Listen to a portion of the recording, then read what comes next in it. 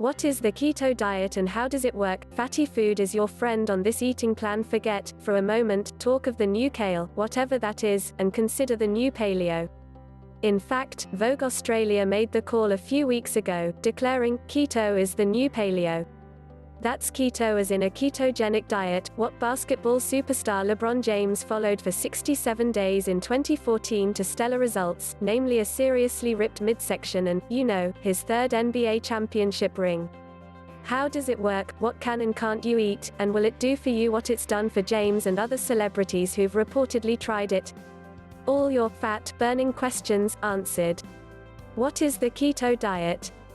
In a nutshell, it's a high-fat, extremely low-carb diet with an adequate amount of protein thrown in, says Heather Mangieri, a Pittsburgh-based registered dietitian, sports nutrition specialist, and spokeswoman for the Academy of Nutrition and Dietetics.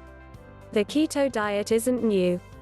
Developed in the 1920s to treat drug-resistant epilepsy in children, it's still used in that capacity today and is being investigated as a potential breakthrough treatment for a range of neurological disorders and diseases.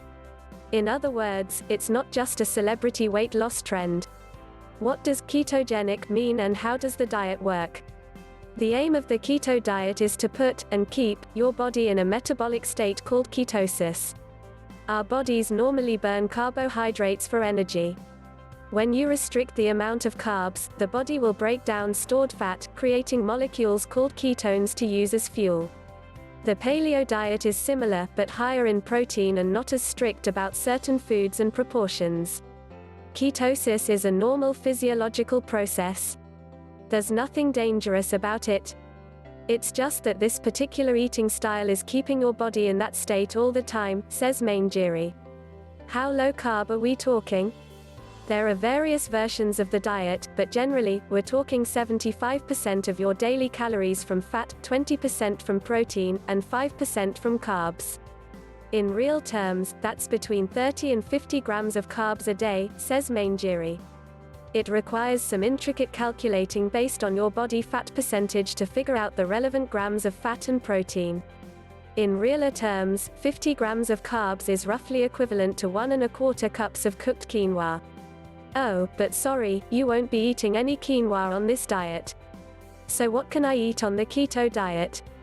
Meat, poultry, and seafood, especially fatty fish like salmon and sardines. Eggs, cheese, butter, cream, and other full-fat dairy. Nuts and seeds. Avocados.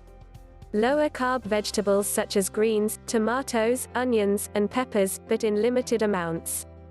Those carbs add up.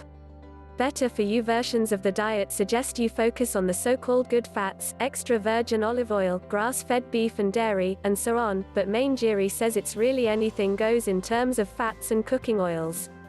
What can't I eat? Bread, pasta, grains, and starches. Sugar in any form. Beans and legumes. Starchy vegetables like corn, carrots, and peas. Potatoes and other root vegetables. Processed foods in general. Alcohol. And most fruits. Mangieri says some versions of the diet allow small portions of berries, but again, that takes up a lot of those grams of carbs permitted, she says. What does a typical day of eating look like? Here's a nutritionist-suggested sample day's menu.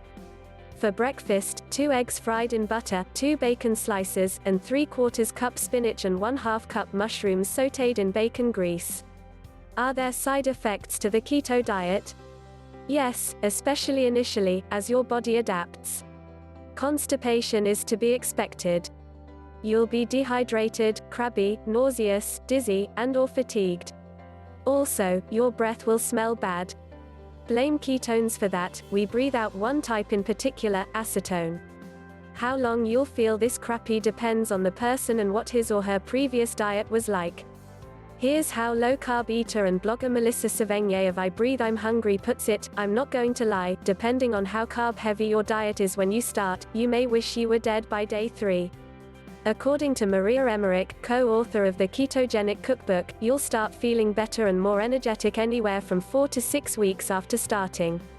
But unfortunately, bad breath is a longer-term characteristic of keto dieters, says Mangieri. What are the health benefits to being on the keto diet? Weight loss is highly likely, because all that fat keeps you full. Proponents say it also boosts your energy and keeps food cravings at bay. Research has shown the diet lowers blood sugar levels and improves insulin resistance in diabetics, and a growing number of studies suggest it might be beneficial in treating Alzheimer's, Parkinson's, some cancers, and other diseases. What are the health concerns or risks with the keto diet? Nutritional deficiency. You're missing out on valuable vitamins and minerals that veggies, fruits, and grains provide, which puts you at an higher risk for kidney stones, bone fractures, and gallbladder issues. And while studies have found that a ketogenic diet actually improves a person's blood pressure and beneficial HDL cholesterol levels as opposed to a low-fat diet, the prevailing wisdom among health experts is still that high-fat consumption is linked to an increased risk of heart disease. What's the takeaway? If your goal is to lose weight, you've done your research on what and how much to eat or are working with a nutritionist, and you're able to stick to the diet, you'll probably lose the weight. But because the keto diet is so extreme and you feel lousy as your body adapts to no carbs and sugars, or you don't enjoy eating the allowed foods, it's difficult to sustain.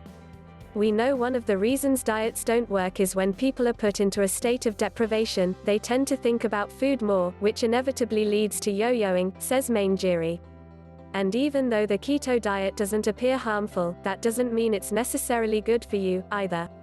It doesn't mean it's a nourishing diet, Manjiri says. There's a lot more to what you eat than weight. Our food is a vehicle for vitamins, minerals, and phytonutrients, and fats just don't stand up to fruits and vegetables and whole grains in terms of nourishing foods, she says. At the end of the day, you've got to learn to eat right.